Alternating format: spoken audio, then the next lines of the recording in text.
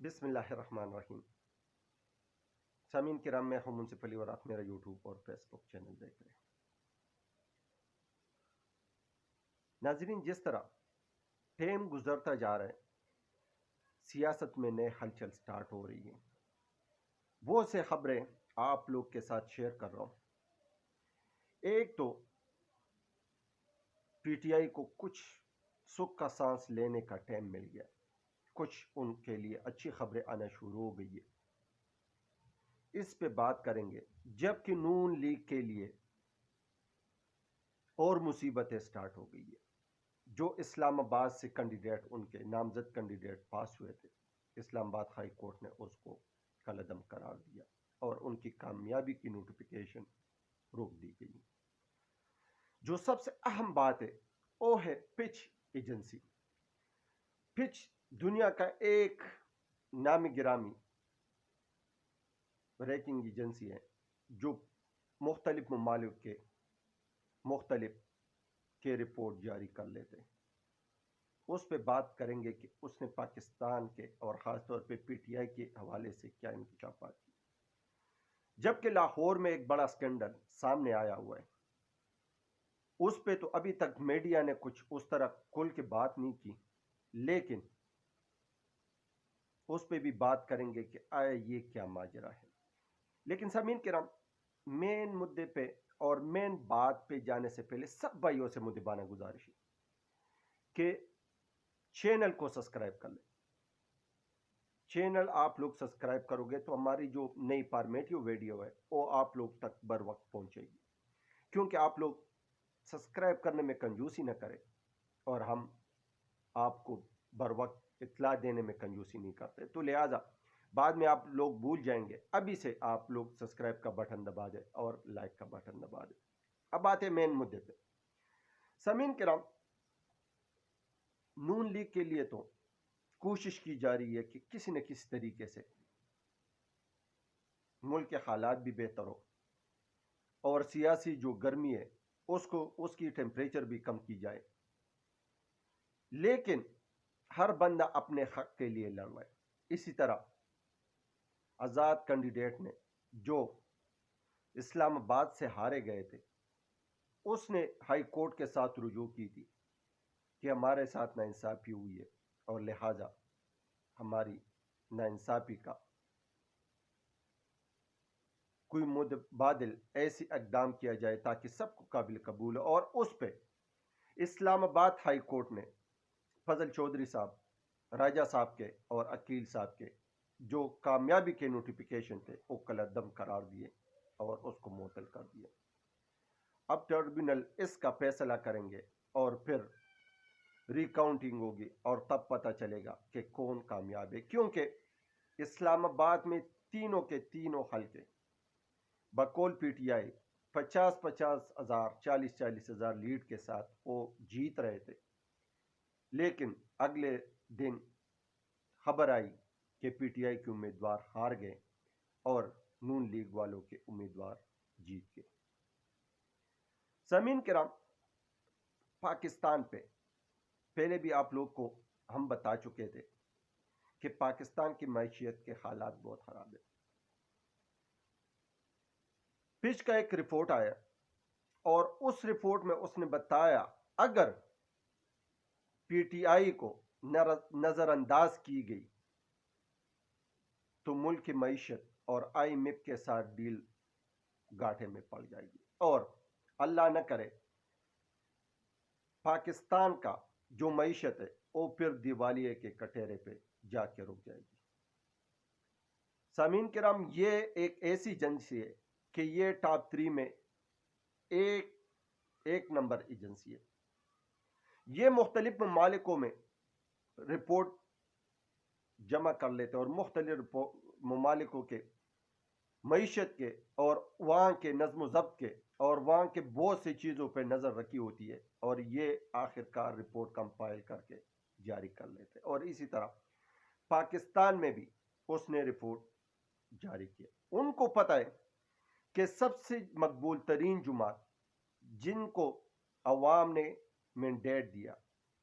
اور سب سے بڑی جماعت ہے، اگر اس کو اس ڈیل میں اس حکومت میں نظر انداز کی گئی یا جو ظلم زیادتی ہو رہی ہے اگر وہ نہیں رک گئی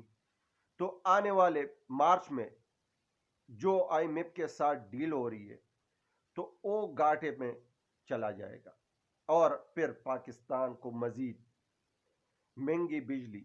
مہنگے پیٹرول اور مہنگائی کے ساتھ ایک دفعہ پھر سامنا کرنا پڑے گا۔ ویسے بھی جو مہنگائی ہے جو حالات ہے جو گیس مہنگا ہوا ہے جو بجلی مہنگی ہوئی ہے وہ عام انسان کے بس میں نہیں ہے، عام انسان کے پہنچ سے دور ہے۔ لیکن جب آئی ایم ایف مزید ڈیل کرے گا تو وہ مزید ایسے شرائط رکھیں گے جو عام آدمی کے کمر توڑ مہنگائی ان کو بے بس کر لے گا کہ وہ یا تو چیخے یا خودکشی کر لے۔ تو سامعین کرام یہ تو فچ کا رپورٹ تھا۔ دوسرا، لاہور میں ایک سکینڈل سامنے آیا، ایک پرائیویٹ ادارے میں ایک حکومتی کاغذ چھاپی جا رہی ہے، بلٹ پیپر چھاپی جا رہی ہے۔ آیا یہ کیوں؟ کیونکہ الیکٹرانک میڈیا کو یہ خبر تو رک گئی ہے، الیکٹرانک میڈیا پہ اس خبر کی تو تشہیر نہیں ہوئی۔ جن صحافیوں نے جان پہ کھیل کے اس خبر کو سامنے لے کے آئے، لیکن یہ صحافتی حلقے کی اور خاص طور پہ الیکٹرانک میڈیا کی بدیانتی ہے، کیونکہ اس خبر کو شائع کرنے میں یہ بھی ہو سکتا ہے کہ یا تو یہ نون لیگ والے بلٹ پیپر چھاپ رہے تھے، یا یہ بھی ہو سکتا ہے کہ نواز شریف صاحب کو یا نون لیگ والوں کو بدنام کرنے کے لیے یہ بلٹ پیپر چھپ رہے تھے، لیکن خبر تو شائع کرنی تھی، کیونکہ صحافی کا کام ہوتا ہے خبر دینا۔ آپ بے شک کسی کا نام نہ لے، بے شک نہ پی ٹی آئی کا نام لے، نہ قائد نواز شریف صاحب کا نام لے، نہ کسی اور ایکس وائی زیڈ کا نام لے، لیکن خبر تو یہ تو ضروری تھا کہ یہ بلٹ پیپر کیوں چھپ رہے اور سرکاری بلٹ پیپر پرائیویٹ ادارے میں کیوں چھپ رہے،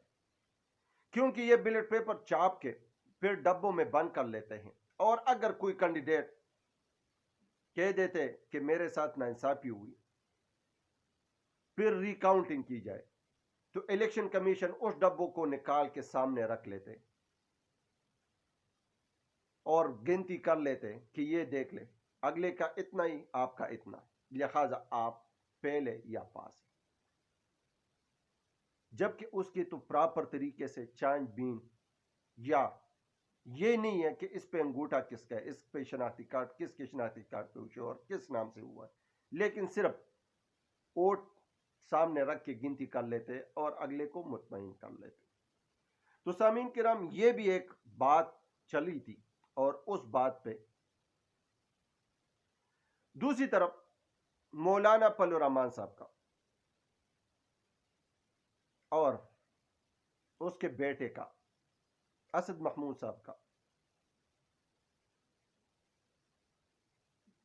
داور خان صاحب کے ساتھ مقابلہ، یہ ایک مضبوط سیٹ تھا اسد محمود صاحب کا، اور یہ ہمیشہ وہ جیت کے آ رہے تھے، لیکن وہاں سے یہ رپورٹ آئی ہے کہ 15 اور 20 ہزار روپے پہ ایک ووٹ بک گئی ہے۔ داور صاحب کے پاس تو اتنے پیسے نہیں ہیں، داور کنڈی صاحب کے پاس، لیکن دوسرے بندے کے پاس پیسوں کا توقع کی جا سکتی ہے، لیکن پھر بھی وہاں سے 64,000 اور 63 سم تھنگ کے حساب سے داور کنڈی صاحب جیت گئے، یعنی تقریباً لگ بھگ 500 ووٹ کے ساتھ پی ٹی آئی آزاد امیدوار وہاں سے وہ سیٹ جیت گئے اور اسد محمود صاحب وہ سیٹ ہار گئے۔ اب اس کے اوپر مولانا صاحب کا کوئی بیان تو نہیں آیا، اور یا اگر آنے والے وقتوں میں اس کا کوئی بیان آ جائے تو آیا پھر پتہ چلے گا کہ مولانا صاحب کس طرف اور کس نوعیت کا سیاست کرنا چاہتے ہیں، کیونکہ وہاں کے حالات خراب تھے اور 6 حلقوں میں ری الیکشن کرائی گئی ہے، اور یہ صاف اور شفاف انداز میں ہوئے، اور اس میں بھی مولانا صاحب کا بیٹا ہار گئے. جبکہ دوسری طرف پی ٹی آئی کے لیے کچھ اچھی خبریں آنا شروع ہو گئی ہے. اس میں یہی ہے کہ اس کے کچھ کینڈیڈیٹ آزاد کیا جا رہا ہے, عدالت سے بھی اس کو آزادی مل رہی ہے اور ان کو انصاف مل رہا ہے. جبکہ علیم خان صاحب کے مد مقابل جو کینڈیڈیٹ تھا اس نے جیل میں رہ کر علیم خان صاحب کے خلاف الیکشن لڑا تھا اور وہ ہار گیا تھا. جیسے ہی کل اس کی رہائی ہوئی تو اس کا پہلا اٹیک علیم خان صاحب کے اوپر یہ آیا کہ میں علیم خان صاحب کے حلق میں ہاتھ ڈال کے اپنا سیٹ واپس لوں گا. آیا دیکھتے کہ پی ٹی آئی اس کو کس حساب سے ہینڈل کر لیتے. جبکہ دوسری طرف پاکستان میں ہر مسئلے کا حل ایک ہی رہ گیا ہے, یا تو آپ نیٹ بند کر لیں, یا ٹویٹر کو بند کر لیں, یا سوشل میڈیا کو بند کر لیں, یا نیٹ ورک بند کر لیں. کیونکہ ایسی بند کرنے سے کیا لوگوں کو پتہ نہیں چلے گا, کیونکہ اب بیرونی اور انٹرنیشنل میڈیا ہمارے اوپر نظر جمائی بیٹھی ہوئی ہے. ان کو پتہ ہے کہ کیا ہو رہا ہے پاکستان میں اور کس وجہ سے ہو رہا ہے اور کس کے لیے کیا جا رہا ہے. یہ سب چیزیں آیا ہیں جس پہ صدر پاکستان نے بھی بیان دیے اور اس نے کہا کہ یہ اس لیے بند کیا جاتا ہے کہ تاکہ آپ لوگوں تک حقائق نہ پہنچ سکے. سامعین کرام, آنے والے وقت میں مزید کچھ نئے نئے انکشافات آئیں گے. جیسا وقت گزرتا جا رہا ہے نئے نئے چیزیں سامنے آ رہی ہے اور اس پہ آپ لوگ کے ساتھ بات کریں گے. سامعین کرام, امید کرتا ہوں آپ لوگ سب خیر و عافیت کے ساتھ ہوں گے اور جہاں بھی ہوں گے اپنے اہل خانہ سمیت خوش اور محفوظ ہوں گے. سامعین کرام, دعاؤں میں یاد رکھیں. پاکستان زندہ باد, پاکستان پائندہ باد.